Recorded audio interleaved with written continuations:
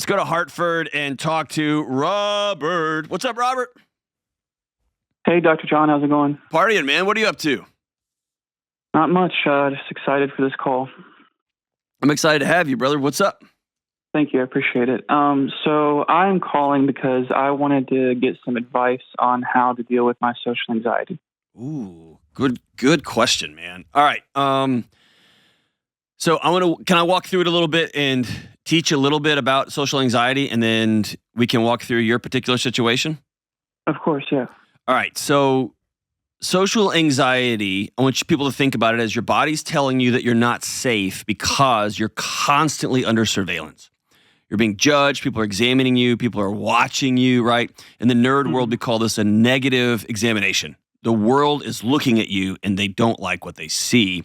And you're never going to measure up to a particular situation. And in some case, like with social anxiety disorder, you can never measure up with other people. And that makes being around other people exhausting and excruciating. So am I with you there? Does that ring true? Yeah, definitely. Yeah. Okay. And over time, you just get sick of being exhausted all the time. And so you end up slowly withdrawing or finding ways around groups of people or dealing with people altogether. Even if you have a skill set in an area or a passion in an area, it's not worth feeling like you're on display and that everyone's judging that display. And sometimes that judgment's real. Like giving a public speech or, I don't know, you're a physician, right? And you got to meet in front of a bunch of other people. Sometimes it's not. It's a feeling that everybody's watching you, judging your appearance or the way you walk or the size of your nose or how close together your eyes are, whatever, right? And then tell me if I'm onto something here, Robert. Then over time, you start getting anxious about being anxious. Yeah, definitely. And then, do you have what I call I call it the PAD, the post-anxiety drama. So you are anxious about this event. I'm so anxious. You go to the event. You think everybody's watching, everybody's listening. That was a stupid thing to say. And then the next 6 hours, 8 hours are just consumed with replaying and you judging basically like a film of what just took place. Yeah. Like, I shouldn't have said that. I can't believe I said that. I think they don't like me. I think that one person was really annoyed by me. All that. Does that sound right? Yeah, and then there's also the shame of like not wanting to be the person who cares about what people think. Yes. So that's like another layer on top of everything. Okay, and then there's shame underneath that too. There's a couple studies out that link social anxiety disorder and shame. So landing with you, we have a pregame analysis. We have the actual and then the postgame analysis. And during the pregame analysis, the pregame anxiety, there's that shame, like I don't even care what they think, but your body's like, you better. And then afterwards, there's that shame. I didn't measure up. I feel it. I could tell. Yeah. So let me ask you this: growing up, who watched you or critiqued every move or made a negative analysis of you on a regular basis? Do you have somebody in mind or a group of people in mind? I mean, that's an interesting question because I grew up in a very loving household, I would say. I never really had to worry about whether or not my parents cared about me or loved me. So I was always kind of like an outsider at school. Okay. And so I would say if it was anywhere, it would most likely kind of like be from school. Let me go one layer deeper. And this is not an indictment of how much your parents loved you or an indictment of how good your quote unquote your parents were, right? What was the attention to detail like? Meaning, in our house, everybody's shirt is tucked in. There's a smudge on that shoe. Go change your shoes. Fix your hair. This is ridiculous. Did anybody withhold almost a sense of, don't say that because dad's going to get really mad if you say that?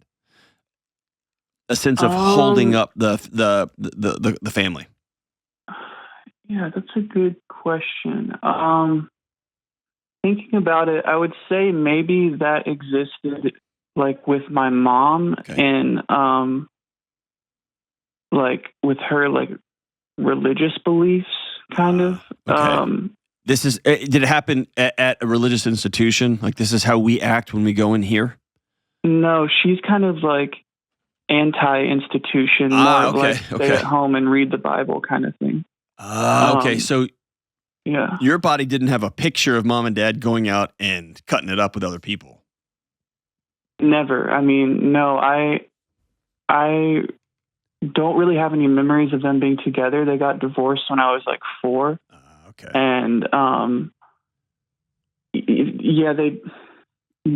don't really have any image of like what that would look like. Yeah. So just an interesting, and again, this is about curiosity, not judgment. We're not mad. Yeah. I just want to ask myself, and you can do this off the call, right? And maybe spend some time writing it down, but I just want to ask myself, did I get any messages, either explicit, like, hey, those people will hurt you, or implicit, like, no, crowds, that's where crazy people are. We're not driving after dark. That's when the drunks are out. Like, we're like those kind of messages that we get that slowly close the doors to outside people.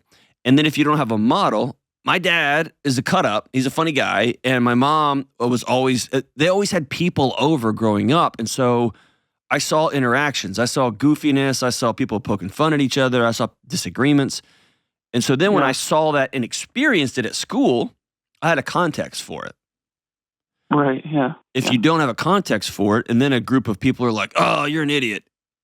And there's your nervous system can shut your body down, right? Especially coming out of a divorce. Really personally. It hits there. Anyway, I think those are interesting things to flesh out, but it doesn't solve, it gives some context, but it doesn't solve where you happen to be right now.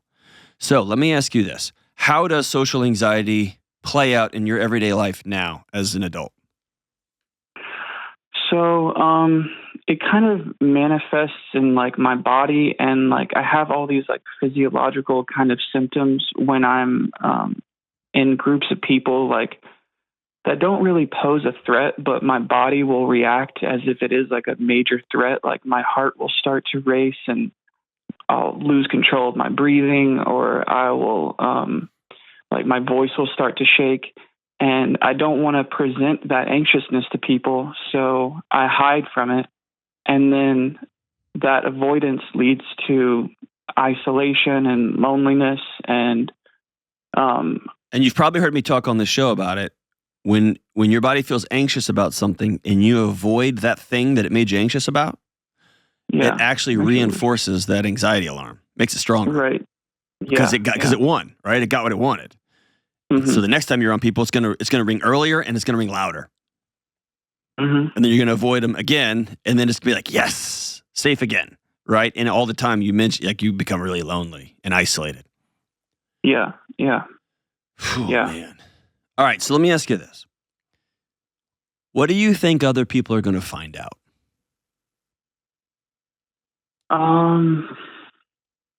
Probably that. Those symptoms that I mentioned probably... No. Beneath the symptoms. We're not going to blame the symptoms. Those are the alarms. Right. What's underneath that? What are they going to find out about Robert? That I'm not comfortable with who I am, or I'm not confident, or I don't believe in myself. Okay, underneath that. Kind of thing. What are you not confident about that they're going to find out?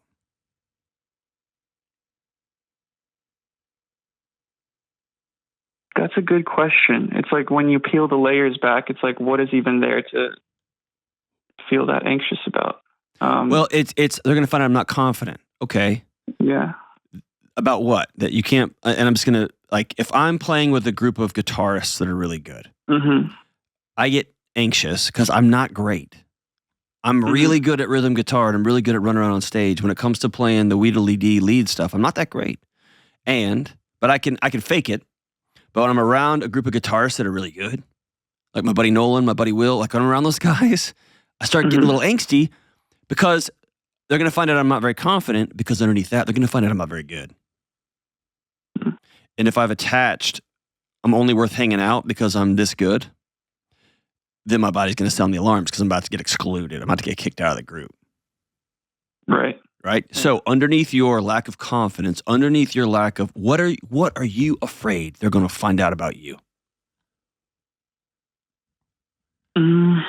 Or let me ask it another way. What is so bad about you that if they knew it, they would be like, oh my gosh?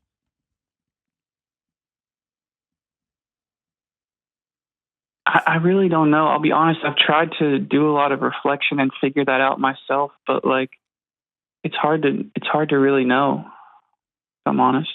Okay. What are you so nervous they're going to see? Weakness, I guess. I guess that's what those symptoms to me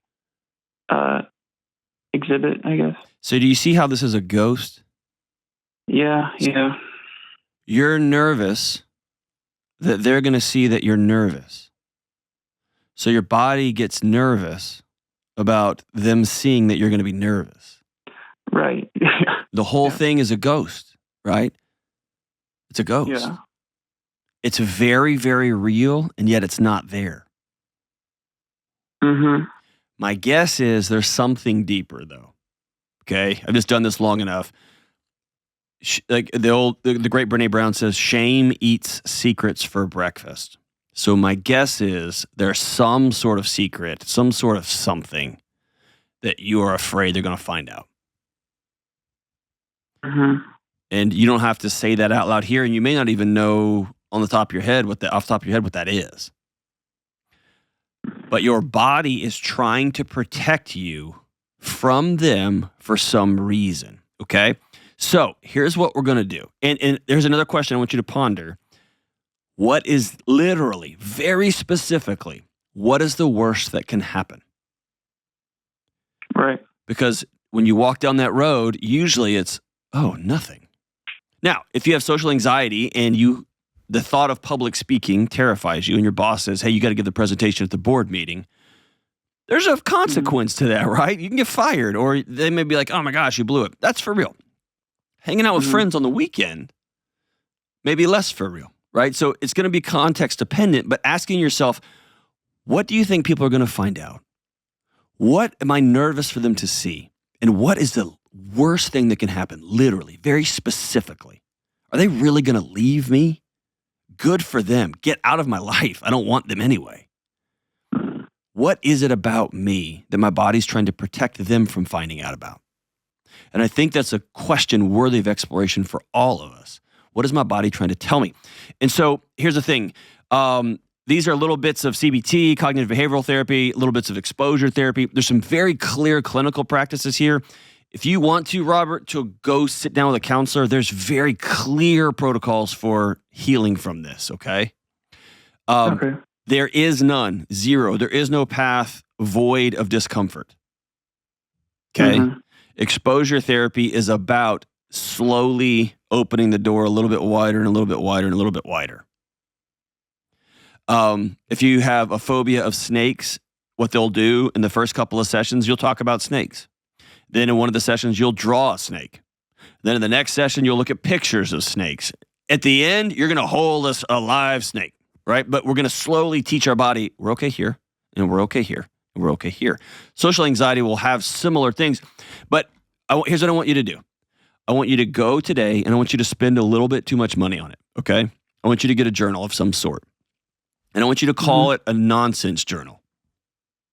Okay. Or a alarm system journal. All right? And I want you to write down those thoughts as they start to spin.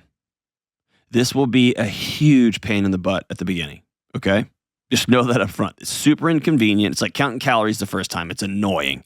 And you have to recalibrate your system. I want you to write these things down and begin to ask, all right, I'm going to meet with 3 friends. My body's already spinning up. What are you scared of? Of looking nervous? Well, I feel nervous, so they're going to have to see that. Eventually, you may get to walking in and being like, guys, I'm super nervous to even be here. I'm going to pull that bullet right out of the gun before it even goes off, right? But we're not there yet. But I want you to begin to write down those things, and I want you to be really honest. What is your body so scared for other people to see? Because here's what I think. I think you're a pretty good guy. Thank you. And I think you bring a lot to an organization. I think you bring a lot to a group of friends. And I think somewhere along the way, your body picked up some messages that aren't true, that other people aren't safe. Other people are what's going to harm and hurt you, so you got to avoid them at all costs. And at the same time, that's like depriving your body of oxygen because we have to have other people to survive. So we're going to do that. And then the second thing is we're going to outsource some of this to one or two friends that we really trust. Do you have that in your life? I have my brother, and that's kind of it. Is he trustworthy? Yeah. Okay. I'm going to just put this out there on the show because it is what it is. I've talked a little bit about having body dysmorphia most of my life, like being weirded out by like never being in shape enough or never having big enough muscles or whatever the problem is. Seeing something in a mirror that other people don't see. And so I know sometimes when that flares up, when I'm exhausted, when I haven't been taking care of myself, I'll put a t-shirt on and it won't feel right. And I'll look over at my wife and say, is this shirt okay to go outside? And she'll look at me and say, yes. And I have outsourced that to her. I trust her implicitly. And I begin to feel what it feels like because my body's saying, you shouldn't wear this, it's too tight, it's too small, don't wear this. And she said, you look great. And so I'm going to begin to practice feeling what it feels like when it actually looks great. And sometimes, occasionally, she'll say, no, not today. And I don't get my feelings hurt, I don't get mad. I trust her. And I'll go change my shirt. You see what I'm saying? I begin to outsource those things that are highly charged, highly emotional in me. And so maybe texting your brother before you go meet with a group of friends. Say, am I crazy? No, man, go have fun. All right, cool. I feel a little bit nutty right now, but I trust him. So I'm going to go hang out. And what we're going to start doing is practicing feeling that discomfort. And can I tell you one big spoiler alert secret? Yeah. No one's watching you. Yeah, I know, yeah. Everybody's so obsessed with themselves and how they feel and how they look and what they just said and what their hair is doing. Nobody's watching you. And if anybody is watching you, they're watching you out of defense, not offense. They're watching you to make themselves feel better. And God bless them. See what I'm saying? Yeah, definitely. I want you to protect against that shame that I shouldn't be feeling nervous. Go with your body on it because maybe you should. Maybe your body's working just right for how it was raised, how it was trained growing up. Maybe that feeling is right. Cool. That kept us safe when we were younger. That helped us navigate a divorce. That helped us navigate a mom who kind of closed the door to the outside world. Whatever it helped us navigate a tough school situation like you experienced. It's doing its job. I'm not going to feel ashamed about that. My body's working just as it should, but I got to teach it something new because I want friends and I want laughter. I want community. I want goofiness. I want silliness. I want ride or dies. I want people in my life. And that means I'm going to have to be uncomfortable for a season while I work into the storm, head into the anxiety here. I do, again, reach out to our friends at BetterHelp. Reach out to a local counselor. There is some very concrete research-backed protocols for dealing with social anxiety, and you can work through it if you choose to. But I also think you can start with a journal, with a close friend or two, or a brother in your case, and some very intentional, what's my body trying to protect me from right now? What am I so scared they're going to find out? Often the answer is going to be met with a big smile. Nothing. I'm Robert. I'm going to go hang out and have fun. I love you, brother. Thank you for calling.